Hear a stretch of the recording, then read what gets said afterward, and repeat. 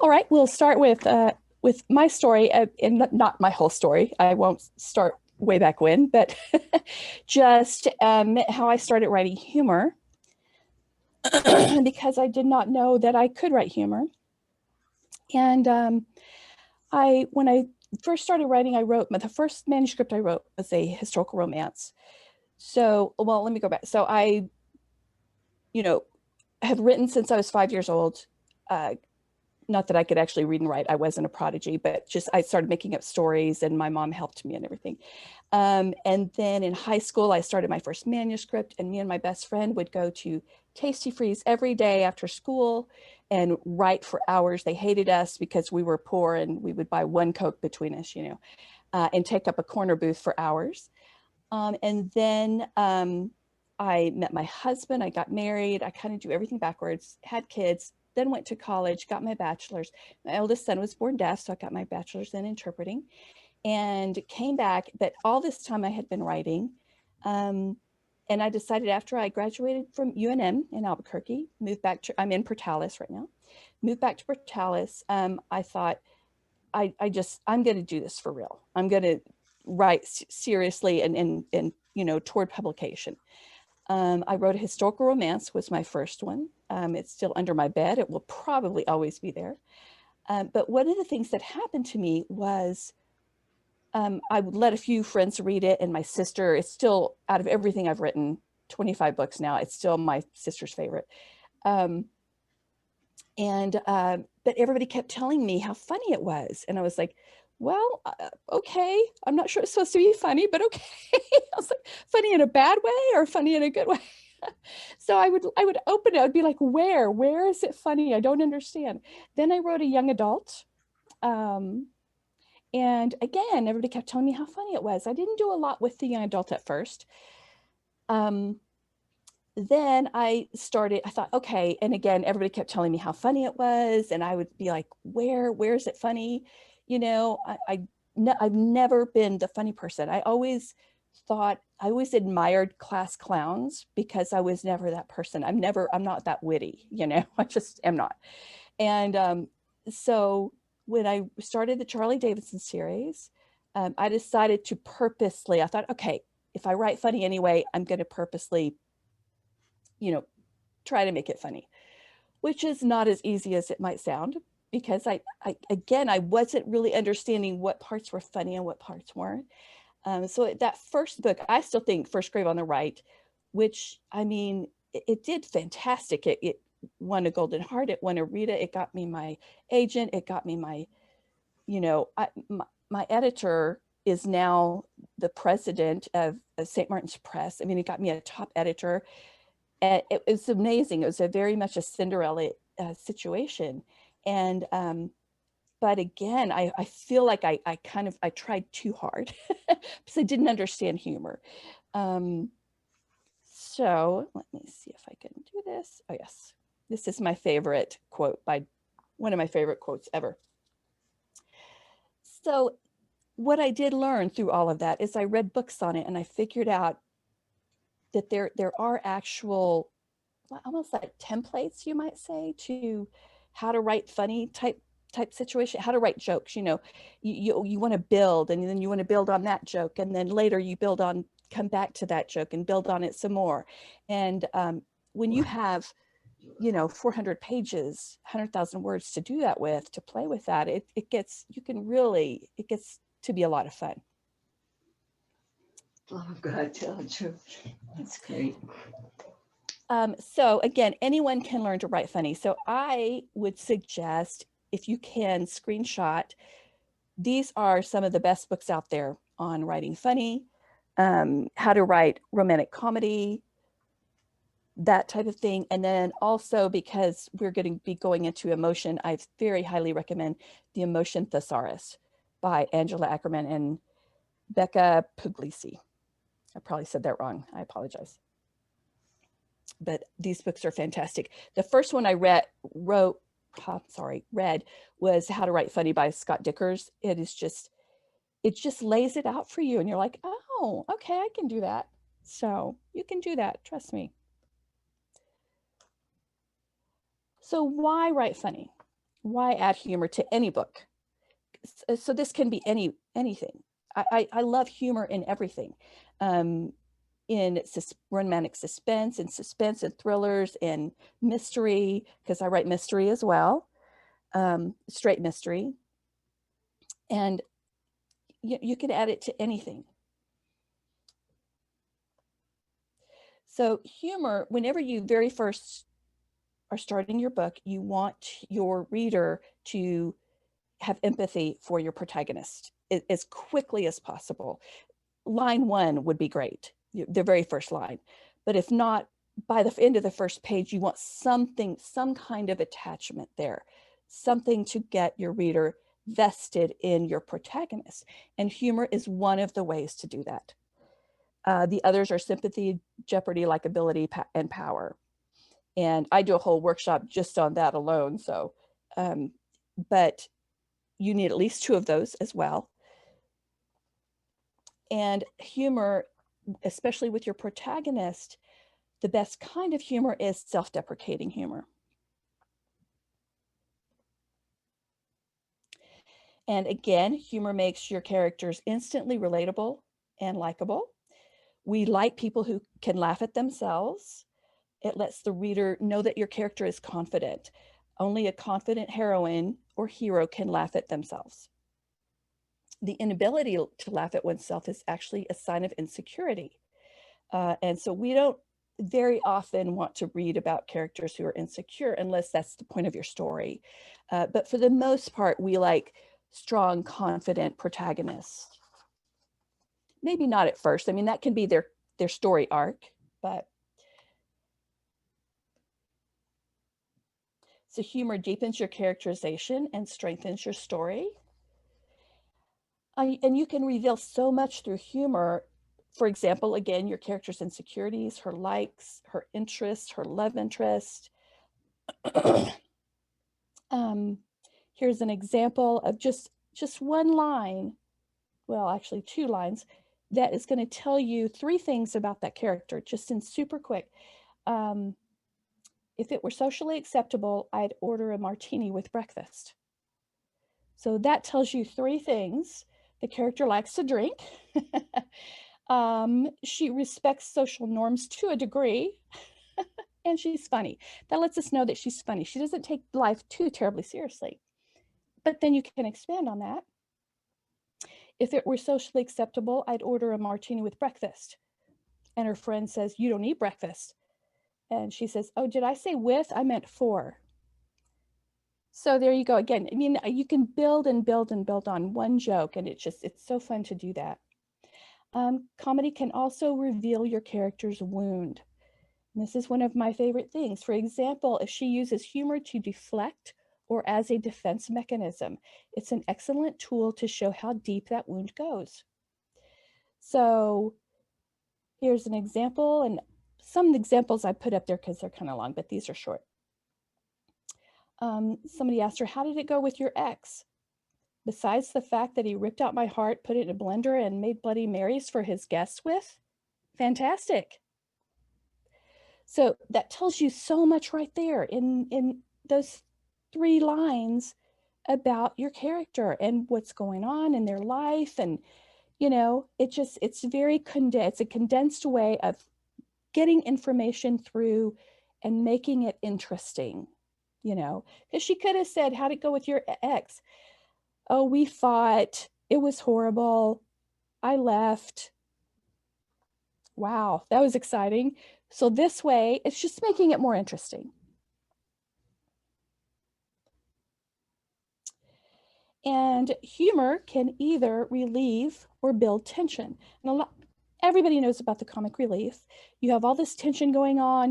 Maybe you have a fight scene, or you're in a battle, or you're in, you know, and then the hero says something funny, and it just helps so much. It helps relieve a little bit of that tension, because honestly, we can only take so much. Readers can only take, if you have 47 pages of just absolute edge of your seat tension, you know, throw in a few jokes here and there. It'll help, trust me, just to get the reader through it. I have an example of this. Okay. So this is, and I really apologize for this because I did this, I came up with the examples. I've been working on this workshop, but I came up with the examples very last minute. So yes, I used my own stuff. I'm sorry. I couldn't think of anything else. So this is, the first guy speaking here is the bad guy, okay? And he's talking to, at this point, a little boy, and then the sheriff is there, and then her love interest is there. Your father is very upset with you, he said to Elliot, jabbing the gun in his direction. But Seabright wouldn't let him near you when he got out of jail. Had no idea where the soldier was keeping you, so he sent me to find out.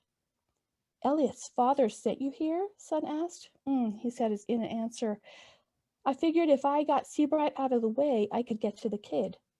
You hired those men at the bar? Levi asked, his tone razor sharp. I did. Sorry I had to kill one of them. So there you have just a touch of humor, because this is a very tense situation, but it's also still building on the tension, you know? So you can use it to build. All right. Comedy is fresh, like this head of lettuce. I love this head of lettuce. I'm so glad I got to use it on something. Comedy is fresh unless it's stale. Don't write stale comedy. This is my thing where I was going with this. I remember when I was trying to get published, and by the way, it took me 3 manuscripts and 7 years to get published. Everybody kept saying, you need a fresh voice. They're looking for a fresh voice. Well, I was like, what on freaking planet Earth is a fresh voice, you know? But then the more you study it and the more you pay attention, you know a fresh voice when you read it. When you read a fresh, sharp, crystal clear, sparkling voice, you know it. And humor is one way to get that. It is one way to get a fresh voice. And I really think that I just made Charlie so, we use the word sarcastic and I use it wrong, but just so sassy, I guess you could say, and so irreverent that I remember when we sold to my editor, she'd gotten to probably page, I don't remember what page it was, maybe 3 or 4, I'm not sure. But Charlie is walking across her apartment and she said it was the size of a Cheez-It. And my editor said when she read that line, she knew she was going to buy the book. So you never know. I mean, she loved my voice. So yeah, it can definitely help. Oh, here's just a joke for everyone. I won't read that out loud in case children are listening. Would be wrong of me. 5 tips for adding sexual tension. So first we're talking about humor, and now or why we even want to add humor. But first, what is sexual tension? You're gonna know exactly what it is by the time we leave here. Because when I started writing romance, I don't know how many romances before I finally was like, what exactly is sexual tension? I was doing it, but I just didn't know that I was doing it because I didn't really understand it. So sexual tension is all about getting your readers to long for your characters to do something. And it's a lot more about what they're not doing than what they are doing. Okay? That is what makes sexual tension hard to write, is because it's actually more about what they're not doing than what they are doing. So it's a flip. There's like a flip side. It's all about awareness. That's your first goal. Your characters must be very aware of each other, the way that you are aware of the guy with wide shoulders and shimmering blue eyes who just walked past your table in the coffee shop. Okay? That attraction, that awareness of your hero and heroine. The tension is in the details. This is where the sexual tension comes in. So if one character notices the micro expressions of another, noting how this one is similar to that one, but differs just enough to cause his stomach to clench in response, you know there is a strong attraction. So what you want to do is describe those attractions. They can't be, you can't just look at the guy and say, oh, he's so hot. You have to describe their reaction. So I'll never forget, but this is actually talking about what they notice. So what your characters are noticing about the other person. I'll never forget when I watched, and this is an old movie, but if you guys remember, you probably don't. I doubt anybody's even seen this movie. Went a Date with Tad Hamilton. It was one of those rom-coms from maybe the early 2000s, something like that. So the guy who's in love with the girl, he's talking to this famous guy named Tad Hamilton. The girl he loves has won a date with Tad Hamilton, this super big movie star. And he knows that Tad is winning. He's winning the girl. So he goes up to him in a bathroom, no less. It's a hilarious scene because all we know is that Tad is sitting down. We don't realize he's actually sitting on a toilet until the guy steps back. But he goes up to him. He's gonna make his, he's gonna tell him, fine, you're winning. I get it. And he tells him that the girl has 6 smiles, and he tells him each smile that she has. And that tells us how much he's completely in love with her. And what's cool about it is she hurts him. She hurts the hero because she goes off with Tad Hamilton and everything. And then she realizes the mistake that she's made. So she comes back, but by that point he's hurt. So she has to try to win him back. And to do that, she tells him that he has 5 smiles, and she describes each one of his smiles. It was such a sweet, sweet, I just loved that. But that is exactly what this is talking about, those little details. The most subtle awareness is often the most powerful. So the little differences in her smiles, very subtle. Maybe he notices how she bites her nails and is disturbed, wondering what's causing her anxiety and what he can do about it. An example of just those little tiny awarenesses, this was written by a writer named Katie Golden, and it was so beautiful. Did I? Oh, I did. Hold on. There it is. Her loose blonde waves were competing with the bottom of her shorts for who got to touch her toned thighs first, her body leaning gracefully into all the wrong angles that did all the right things. I thought that was it was so cleverly written and just beautiful on how he's looking at her and just looking at, just those little details. And of course, number 3 is the near touch. This is a big one for creating sexual tension and keeping it. One of the best ways, again, to create sexual tension is to create the expectation of a touch and then don't complete it. Okay, so you have your heroine lean in for a kiss, then pull away. Or you have your hero start to put his hand on her back as they walk, but he drops his hand. Or you have your character stuck in a confined space and yet not touching. So the space between them is just sizzling with this longing, because they're not touching. This just builds that tension like a ratchet. And these are also great places to insert the character's wound and or lie/false beliefs. So whatever happened to the character in the past that's keeping him from putting his hand on her back.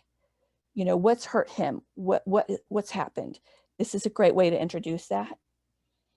Or if the lie that she believes that because every person in her life has left her, and she thinks that if she falls in love with him, he's going to leave her too. So that's what's keeping her from completing that kiss or completing that touch, just going ahead. There is a scene, for those of you, again, another old movie, but if you've ever seen The Legend of Bagger Vance, there is an almost touch in there between Matt Damon and Charlize Theron that is just stunning. It just makes the tension go through the roof. And she's come in and she's decided she wants him to play in her tournament because it's going to save her golf course. And he won't do it. So she decides she's going to seduce him and convince him to do it. So she strips down to her slip and she sits on his lap and she starts kissing him. And he almost wraps his arms around her. He lifts his arms and then he puts it back down. And just that near touch. So even though she's macking on him, that near touch that he doesn't quite give in. He's not ready for that yet. So there it ratchets up the tension.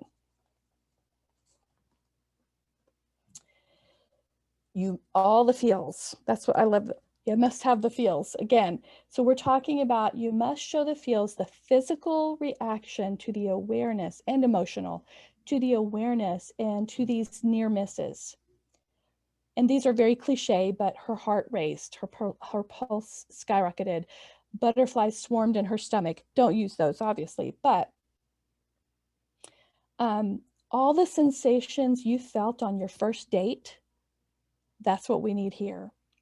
Or maybe your first kiss was just this amazing thing that you remember.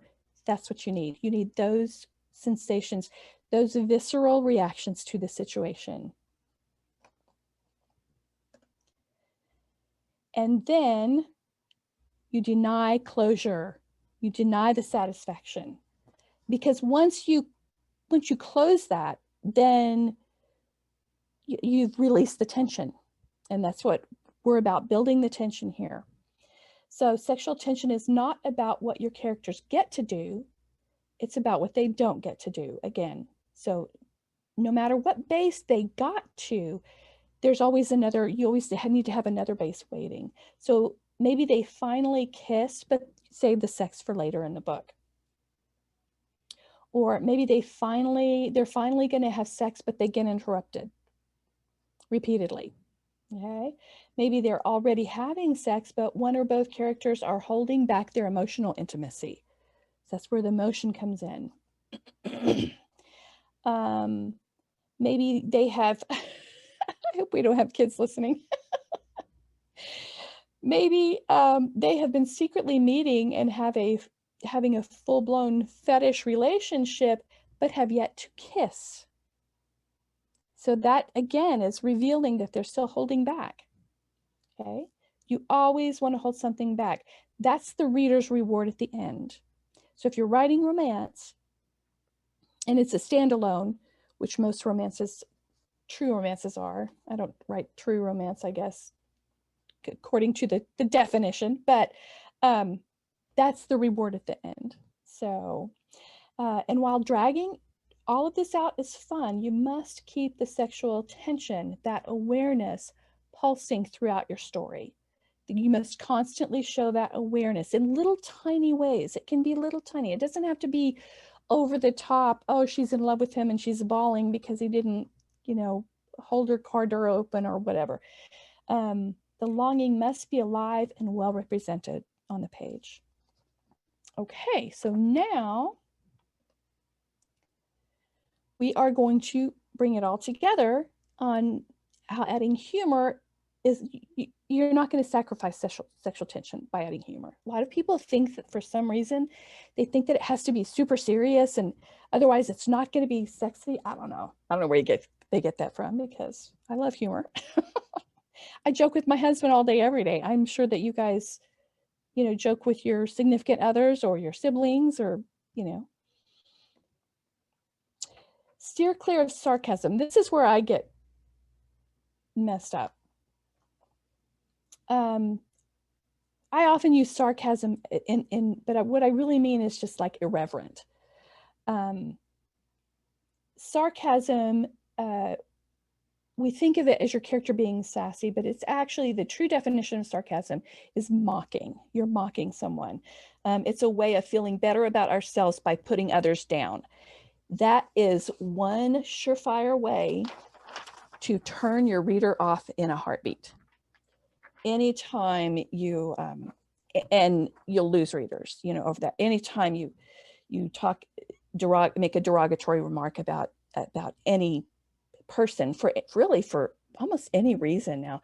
I feel like I did that a little bit, not meaning to, in my first couple of books, and people pointed it out to me. They didn't let me get away with it. So I really had to think about, you know, that sort of thing. The heroine's humor should be, well, I say heroine, I'm sorry. We have lots of guys. Your hero, whoever your main protagonist is, their humor should be self-deprecating, because that's going to make the reader like your protagonist that much more. Again, it shows confidence. Your protagonist can laugh at himself or herself. If it's derogatory or cruel, you'll lose your reader, obviously. And 2, funny people should never know they're funny. This is one of the best things that I learned from, I watched an interview with Steve Carell from The Office, the American version of The Office. And this is so perfect for Kim, because he's just so insanely hilarious, but he doesn't know it. His character has no clue. He's not doing it on purpose.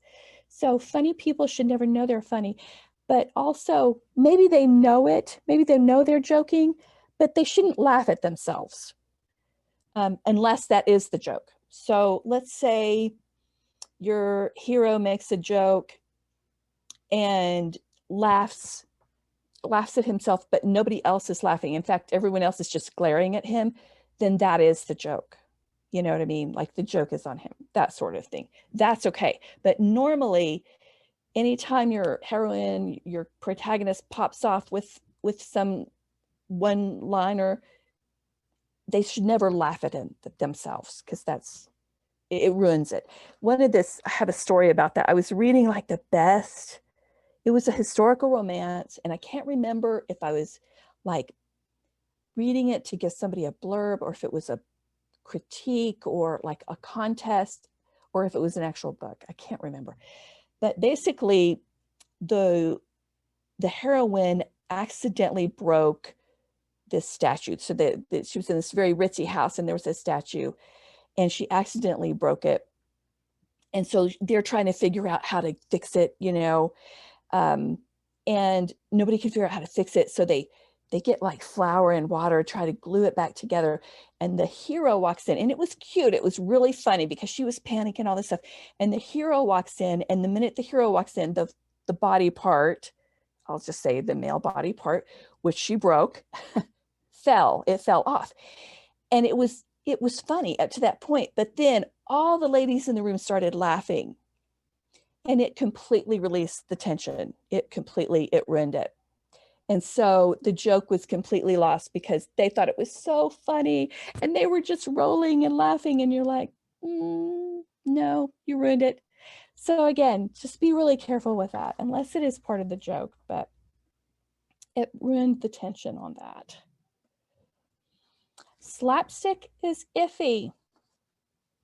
A lot of people don't like slapstick at all in books. I've actually read some really good, I mean, you don't want it through the whole thing, but just like a scene here and there. And so I've tried to incorporate it in a scene here and there, just to be, I have this one character named Cookie, and she's very much Charlie Davidson's comic relief. And I've used it with her a couple of times, but I don't recommend using it unless you're just very minimal, and unless you just have a really strong sense of the scene and can work it in to where it really is funny. It is hard. I would definitely have other people read it and tell you if it's funny or not.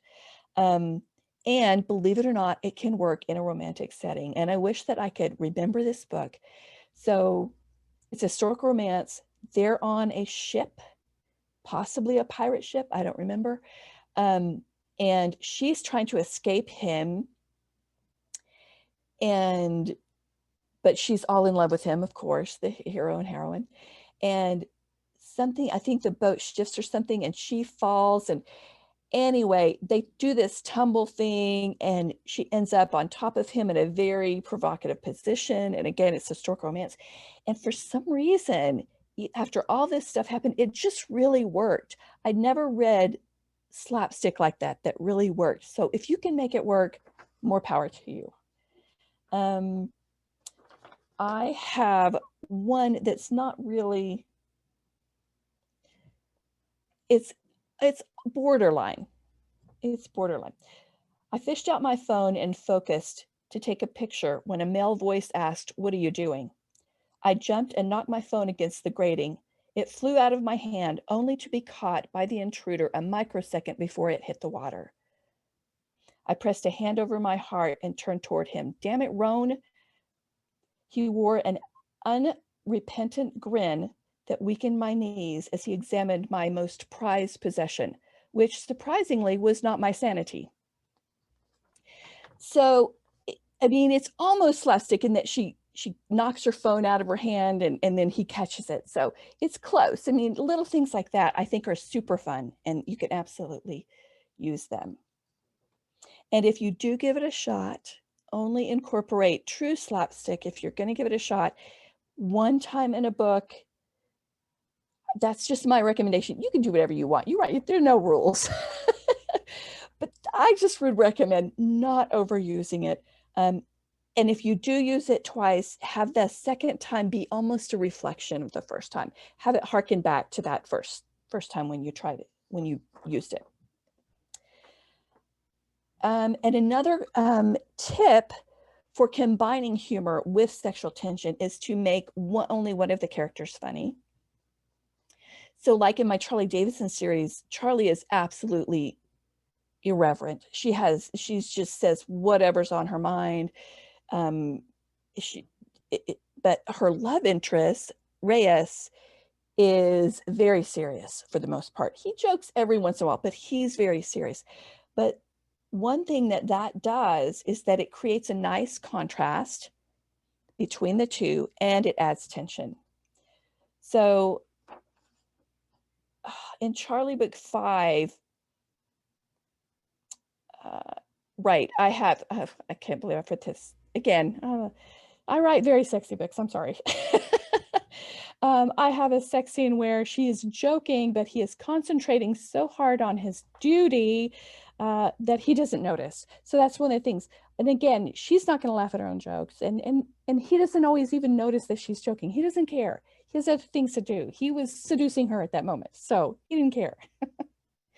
Or, and this is another or, and I've seen a lot of this in movies lately, is you give both characters, both your hero and heroine, a very dry sense of humor and let them play off of each other. That's super fun too. And I mean, like, oh, and of course now I can't think of a single movie that does that. I've seen so many lately, and just like excellent. There was a remake of a Jane Austen movie that just came out, and they did that a lot. It was a contemporary retelling. I'll think of it and I'll let you know what it is. Give me a second.